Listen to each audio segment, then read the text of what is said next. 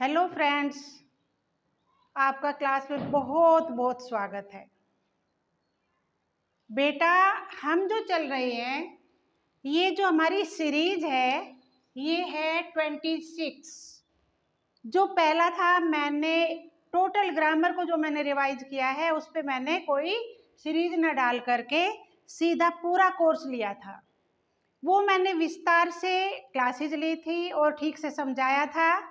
अब जो है मेरे बच्चों, अब हम क्या कर रहे हैं कि थोड़ा सैंपल पेपर टाइप थोड़ा थोड़ा हमारा मूल्यांकन तो हो जाए कि हम समझ भी रहे हैं या नहीं। तो हम क्या करेंगे, हम अभ्यास सेट लेकर के चलेंगे, सेट 1 सेट 2। ठीक है, इस तरह से चलने पर क्या होगा कि हम क्वेश्चन ले लेंगे इस तरह के, चैप्टर 1 के अध्याय 1 के क्वेश्चन लेंगे, फिर क्वेश्चन 2 चलाएंगे, उसी में संज्ञा के आधार पर चलाएंगे इसी तरह से। तो बेटा एक बात सुनो, ये परीक्षा उपयोगी प्रश्न है, वेरी इंपॉर्टेंट है, यूपी पुलिस के लिए वेरी इंपॉर्टेंट। और बेटा एक बात का ध्यान रखो कि जो चीजें हम 3rd क्लास से लेकर के 12th क्लास तक रेगुलर पढ़ते रहते हैं, जैसे जैसे हमारा दिमाग विकसित होता है वैसे वैसे ही हमारा कोर्स भी बनता चला जाता है। लेकिन बेटा हाँ, अभ्यास बहुत बड़ी चीज है, प्रैक्टिस रेगुलर करते रहोगे तो आगे बढ़ते रहोगे। दूसरी बात क्या है कि कोर्स उस हिसाब से बढ़ता है कि जब बच्चा जन्म लेता है तब से ही लेकर के, क्या कहते हैं, भाषा की सबसे छोटी इकाई क्या होती है, वर्ण। और वर्ण ही बोलते हैं हम पहले, है ना, कब से हम वर्ण बोलते हुए आ रहे हैं। वर्णों से फिर क्या बनेगा, शब्द बनेंगे, शब्दों से फिर वाक्य बनेंगे। लेकिन जो ये वर्ण है ना, ध्वनि और उच्चारण में जो वर्ण लेते हैं, वर्ण को हम फिर कहीं ना कहीं गलती कर देते हैं। तो बेटा आज हम सेट 1 लेकर चलेंगे, इसमें यही चलेंगे लेकर के, और सारा पढ़ा हुआ है, केवल मूल्यांकन करना है कि हमें कितना आता है और हमें प्रैक्टिस और कितनी जरूरत है। तो आज हमारा अभ्यास सेट 1 और अध्याय भी 1 लेकर चले, क्योंकि हिंदी साहित्य के इतिहास तक का हमारा हो चुका है, रचनाकार वगैरह मैं करा चुकी हूँ सब। अब ध्यान दो कि क्वेश्चन नंबर 1, निम्नलिखित हिंदी वर्णों में से अयोगवाहक कौन सा वर्ण है। बेटा फिर कह रही हूँ, सबसे आसान है और बचपन से हम इसको सीखते हुए चले जाते हैं, लेकिन अभी तक भी कहीं न कहीं कोई न कोई, एक तो व्याकरण में तो विद्वानों ने बोला ही है कि सुधार करना है, साथ साथ मैं कह रही हूँ हमारे में भी सुधार नहीं आ पाता। तो ध्यान दो, सबसे आसान और सबसे मुश्किल लगेगा अगर ध्यान नहीं देंगे। तो क्वेश्चन नंबर 1, निम्नलिखित हिंदी वर्णों में से अयोगवाह कौन सा वर्ण है, अयोगवाह। अब देखो, अ, छोटा ऊ और बड़ा ऊ, ऐसे तो बोलेंगे, ऊ और ऊ भी बोल सकते हैं, लेकिन स्पष्ट बिल्कुल, अंग और अणे, सी है आ और ओ, और डी है ए और ए, या तो आप कहो बड़ा आ और ओ, और डी में छोटा ए और ए। ठीक है, तो बेटा ये क्या है, निम्नलिखित हिंदी वर्णों में से अयोगवाह कौन सा है। तो अयोगवाह कौन सा होगा, ये तो छोटा ऊ और बड़ा ऊ है, अंग और अणे, ये है आपका अयोगवाह। क्या है, अयोगवाह है ये। क्यों, क्योंकि ये तो बड़ा आ और ओ आ गया, छोटा ए और ए आ गया, और छोटा ऊ और ए आ गया, तो क्या बनेगा, अंग और अणे। ये हमारा सही आंसर है। ठीक है, जरा सी मिस्टेक कहीं हुई, देखो ये तो बिल्कुल ही क्लियर कर दिया, ये भी नहीं है, ये भी बिल्कुल नहीं है, और ये भी नहीं है, तो ये तो क्लियर है कि भाई कौन सा है, अंग और अणे। अब क्वेश्चन नंबर 2, कौन सा वर्ण ओष्ठ नहीं है। ओष्ठ क्या होता है, ओष्ठ क्या होता है, होठ, हमारे जो होठ है, लिप्स है, उसे कहते हैं ओष्ठ। अब ओष्ठ जो है, ए है म, बी है ब, सी है बड़ा ऊ, और डी है बड़ा आ। अब देखो ओष्ठ बोल करके देखो, म ब उ आ, कौन सा ओष्ठ नहीं है? माँ बोलोगे, म बोल के देखो, ब बोलो, उ बोलो और आ में हमारे ओष्ठ नहीं है। ठीक है बेटा, तो आंसर बना ओष्ठ में आ। क्वेश्चन नंबर 3, अयोग वह कहा जाता है?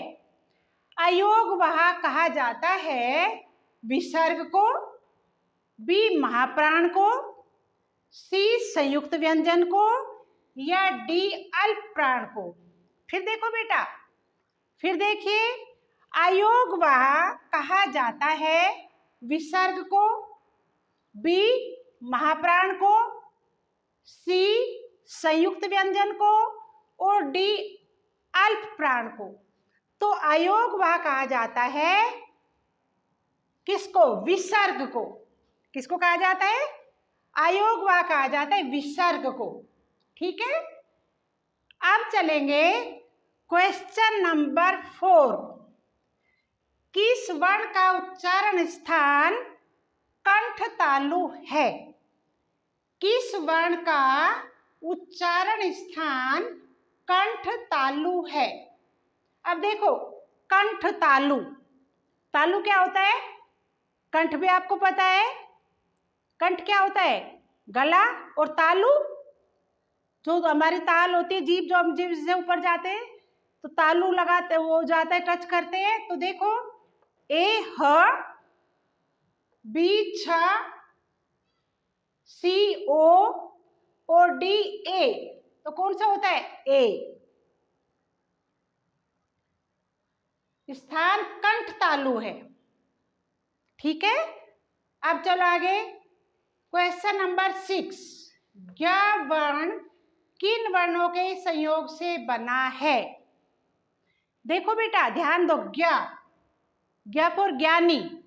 तो इसमें क्या होगा? ए है, ए में जो है ना आधा जा है, ये जब जा में आगे नीचे हलंत लग जाते हैं तो वो आधा हो जाता है, आधा जा और ज्ञ। तो ये क्या बन गया? ये बनेगा ज्ञ, या बी जा जमा आधा ना, या सी आधा जा पूरा और जमा घा, या डी जा और ज्ञ। नहीं ना, इनमें से किसका आएगा? जब भी हमने आधा जा इस ज्ञ में लगा दिया तो क्या बन गया? ज्ञ था ना, ज्ञ, तो हमें क्या बना गया? आधा जा लगते ज्ञा, तो ये बन गया ज्ञ, ज्ञ से ज्ञानी। सॉरी, तो ये वाला बिल्कुल सही है। क्वेश्चन नंबर 7, निम्न में से कौन सा शब्द स्पर्श संघर्षी व्यंजन है? क्वेश्चन नंबर 7, निम्न में से कौन सा व्यंजन स्पर्श संघर्षी है? स्पर्श संघर्षी व्यंजन कौन सा है? ए है ज, बी है स, सी है ल और डी है र।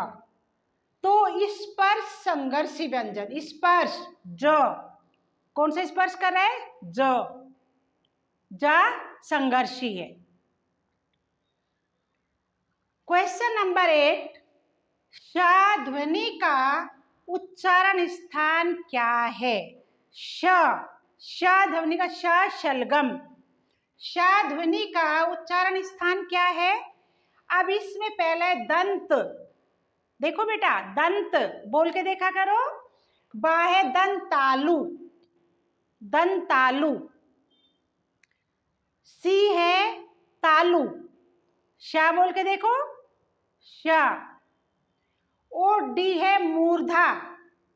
तो शा ध्वनि का उच्चारण स्थान है तालु, उच्चारण स्थान है तालु, शा ध्वनि का। अब क्वेश्चन नंबर 9, वर्तनी की दृष्टि से शुद्ध है?